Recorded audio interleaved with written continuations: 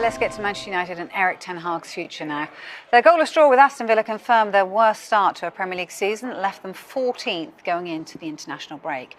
So Jim Ratcliffe and Joel Glazer are at Old Trafford today to fulfil a long scheduled visit for various meetings before their monthly executive committee in London tomorrow. Our senior reporter Melissa Reddy, here you again. You've seen Ratcliffe and Joel Glazer arriving at Old Trafford today. If Ineos do decide to sack Ten Hag, would that be an admission they got it wrong in the summer, do you feel?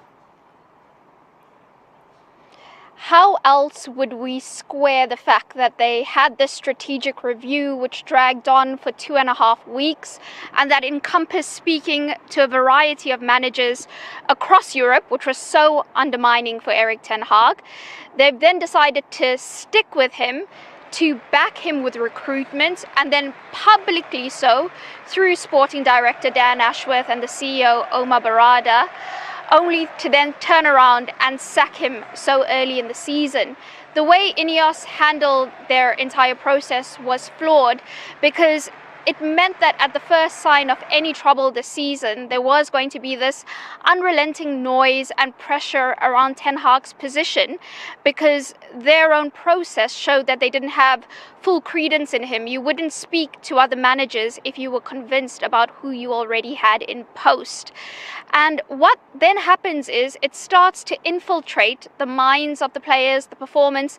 As Johnny Evans told Sky Sports News yesterday, it does have an effect because they're only human, and it affects the staff as well because they're having to deal with all this noise and pressures and expectations. Then when you speak to the club, there is this indication that the hierarchy, they want to be very measured in how they take the next steps. They're not going to be reacting to any of the external noise and pressure. They're viewing things holistically. At this point, I think I need to stress that it's still being viewed that the key issue for Manchester United at the start of the season is a lack of cutting edge in the final third. They've only scored 5 goals, but they are significantly, severely underperforming their expected goals. They're by some distance the worst in the league at it. When you look at the goals they've conceded, it's the same amount as Manchester City and Chelsea. So very clear there where their key problem area is. Now, whether the underlying numbers will count as much as the fact that this is the worst start to a Premier League season for United. They're 14th in the league. They're also winless across 5 games in all competitions. So is the underlying numbers going to count as much as the reality of the situation? We'll soon find out. Yeah, I'm sure we will. Look, Melissa, what do you feel has changed in the managerial landscape since they decided to stick with Ten Hag? Well, the communication that Ineos gave us for their decision to stick with Erik ten Hag after the strategic review was they felt they already had the best man for the job in position after all their recon, which, like we said, included speaking to a host of managers around Europe. So it would be quite awkward for them if they now had to circle back to somebody they decided wasn't good enough in the summer or wasn't better than Ten Hag.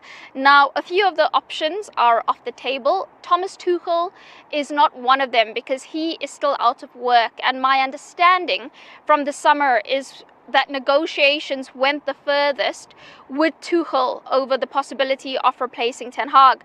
That was followed by Roberto De Zerbi and Maurizio Pochettino. Now they are both unavailable. Kieran McKenna, who was very, very highly thought of, he ruled himself out of the running very quickly by signing a contract extension with Ipswich. So the only real significant change in the landscape is the availability of Gareth Southgate, who we know is close to the hierarchy of Manchester United, but they are very well aware that he would be an unpopular appointment. Then there is also the possibility of placing Ruud van Nistelrooy in interim charge, which you think would be a consideration. Now, there is this line of thought that the whole reason Van Nistelrooy is part of United's coaching staff is that Ineos brought him on board because they were foreshadowing this kind of situation where they would need an interim.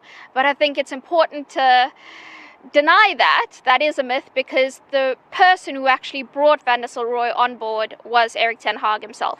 Okay, good to get that clear. Thank you very much, Melissa. And Manchester United in that 0-0 draw, which is, I mean, the game itself, absolutely nothing to write home about in terms of that. But, and I know Villa with a home side in this, but it feels like all the reflection after that game has been disappointment from Villa's perspective, and okay, that's a bit of an improvement from Manchester United when they come away from both having played their part in a not very exciting game. But is that a sort of an indication of where Villa and where Manchester United are at the moment? I think coming off of the week that Villa's had, that unbelievable Bayern Munich performance, there was going to be a little bit of something in respects of emotion, and you know what I mean. There's going to be some fallout in that respect. I thought they looked a little bit tired, personally, a little bit like their final ball weren't great in the game. But from Manchester United's point of view, is you have to say, against a Villa side, I think anyone takes a point from Villa. Yeah. As much as you want to see Man United, they've got to be creating more chances. Yeah. I think they're 18th in the league for chances created. They're not creating chances. But I suppose that the only thing you can take from it, even though their manager's under a hell of a lot of pressure at the moment, is that a point at Villa now you've just got to take it. I was expecting to see a bit more from them. It just doesn't seem to be happening. Everybody's saying with Manchester United, patience. I don't know how much more patient people can be, because it's something. Man United will not be challenging for the top 4 this season, not on what I've seen up to this point. So whatever's going to be happening, it's got to happen sooner rather than later, so as they can see if they can do something where they can start playing like how we expect Man United to play with the players they've got. We're talking about a majority of Ten Hag's players are on the bench. Ugarte, Casemiro are not playing. You're playing a football academy player in Kobe Mainu, and Eriksen are free. The same with Lisandro Martinez and De Ligt. They're not playing, and you've got a 36-year-old free at the back. What is going on? These are the things that they need to sort out very quickly, but judge on the performance, they should be just happy with the point. Even you look at the performances that they've had in Europe as well, and the game against Porto, where, I mean, again, they were 2-0 up, went to 3-2 down, came back eventually to get a draw in really dramatic fashion. The draw against FC Twente in there as well. It feels like it's not even so much the results, but the performances. And even if this was a slight improvement against Aston Villa, it's still not hitting any great heights. No. So you're not buying what he's saying about rotating the squad then? I'm not, no. I'm not, unfortunately, no. You know why as well, because it's been long enough. Yeah. I think what we've seen in Maresca, Chelsea, we're starting to see something, it shouldn't be taking as long as it's taken. Not especially with the amount they've spent. The money they've spent, I think Man United fans have been fantastic with the support they've given. So, you know what I mean? Everybody's waiting to see what's going to happen. You see him and Rude. I don't know if they were arguing on the bench or not, but they're telling us like as if they're arguing. He doesn't, and it's just everything's just negative. But it's also that situation where you've got an assistant manager and you've got someone on your bench who has been a manager, who's now come in and is working as part of your backroom staff, and that never feels really like a particularly comfortable situation. Whose decision that was. I mean, he had to clear out some of his staff in the summer. Obviously, Ruud van Nistelrooy, not just being an ex-manager himself, an ex-legend of the football club.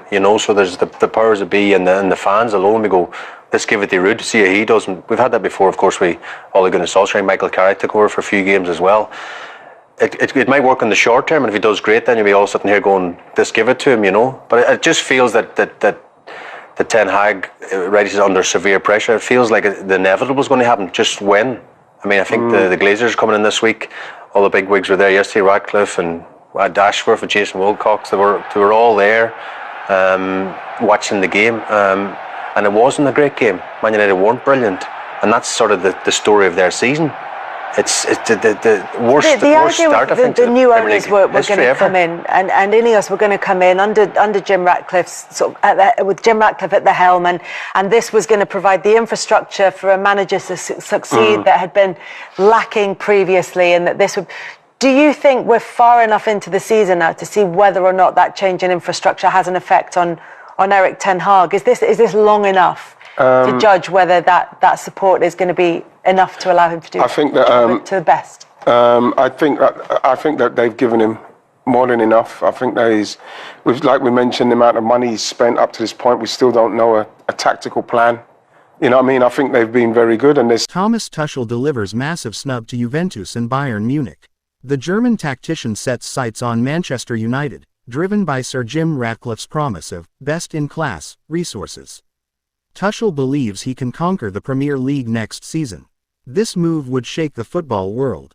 #MUFC #Tuchel #transfers